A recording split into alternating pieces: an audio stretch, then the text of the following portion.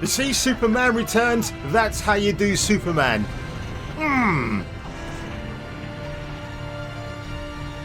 Fantastic. Woo! And welcome to my review for Superman and Lois, episode 3. The revolution will be live.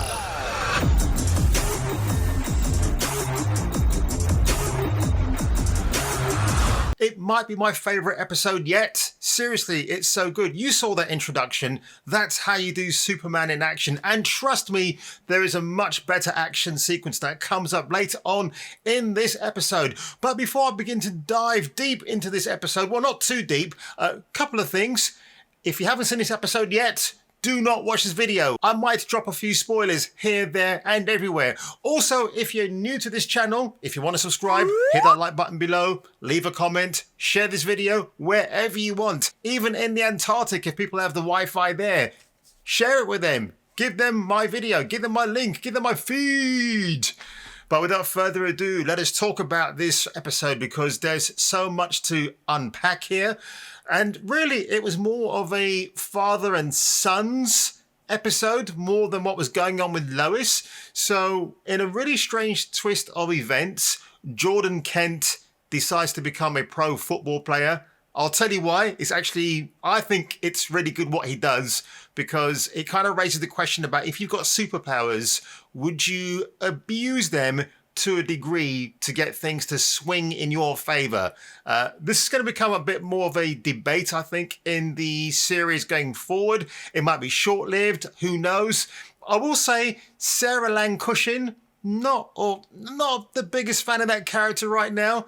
She's all whiny and moaning. Yes, we know she's got suicidal tendencies, as we found out.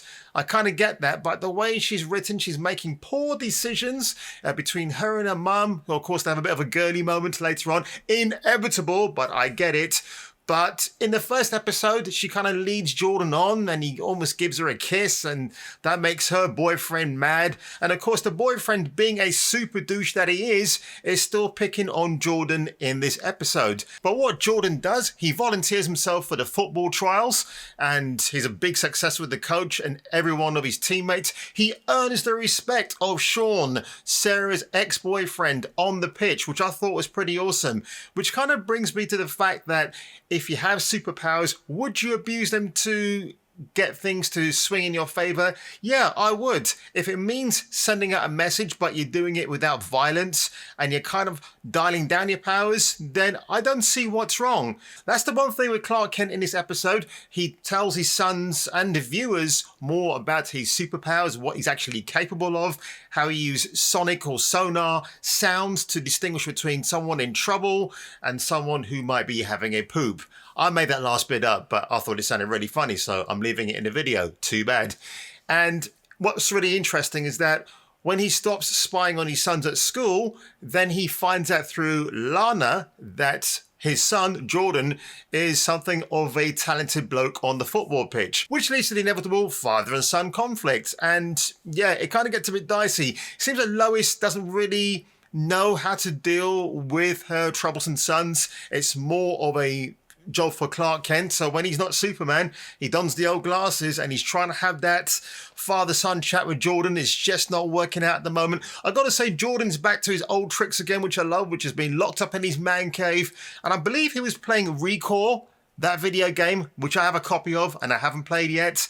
And he's listening to some more loud music. Not like the first episode where he had full-on metal going on in the background, but I kind of liking this kid a lot. He's really cool. And on the other side, we have the return of Chrissy Beppo from last week's episode. And we know that as the editor of the Smallville Gazette, she deals with fluff pieces because the local residents there want to read these kind of stories until a big scoop lands on their lap. And of course, when I say they, I'm also referring to Lois Lane because she's now newly employed there.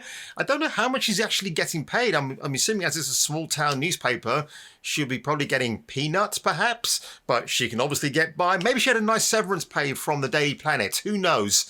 But what was really interesting is that the big scoop that's landed at their desk is to do with Morgan Edge, everybody's favourite bad guy played by a British dude. It involves a mother's missing son and then apparently some other people have gone missing in mysterious circumstances in Smallville. So Lois Lane, our fearless reporter, will be delving deep into that particular storyline, and we see where it goes.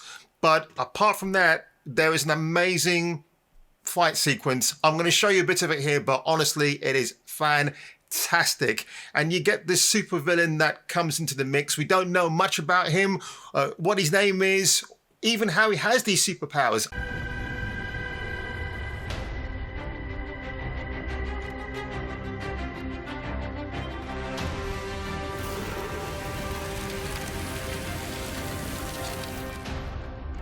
I think Morgan Edge might be secretly facilitating enhanced genetic beings at his headquarters. I think it might be to do with him. Who knows? He didn't figure that much in this episode. In fact, he wasn't in this episode at all, just by hearsay. What I like about this series so far, it takes a lot of beats from Man of Steel, even the Christopher Reeve Superman films. There are actually really funny nods to what he would do in his alter ego as Clark Kent, and I really, really like that. They're really respecting not just the comics. I'm not even the biggest diehard Superman fan ever, but I don't hate the character. I like him. One thing I've got to say about this series, if you're new to Superman, it's a really good introduction to the character. So if you want to get into the lore of Superman, what he is, what he's about, and what makes him tick, I think the way they're this feels like it's a reboot of Smallville in some ways, but it just feels a lot more like, again, it doesn't know whether it wants to be an HBO show or a CW show.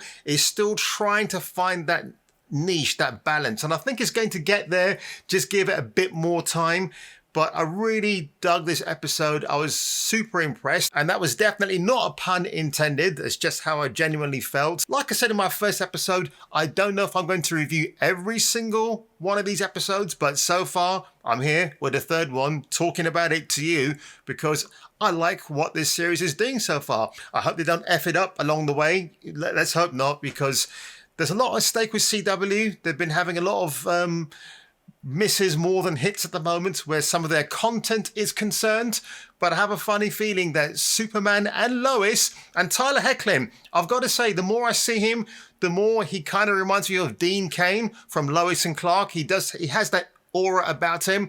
I'd like him to beef up a little bit more in the gym, because there are shots of him where he looks really good and other bits where you're thinking, oh, dude, did you miss the gym today or something? He's just like, well, we know Lois has a whistle of sorts, so she's in trouble. Clark is there in a heartbeat. But I've got to say, if I had to rate this episode out of 10, I'd probably give it a 8.5 out of 10. There's some angst going on between mother and daughter, father and son. It's like, oh yeah, right, okay, we've seen this all before. Come on, get on with the main heartbeat of the action. But yeah, it's getting there. I like it a lot. And Jeff Johns' input as one of the executive producers on the show doesn't hurt either. So Superman and Lois, episode 3. Have you watched it? Let me know in the comments below, and I will see you on my next upload.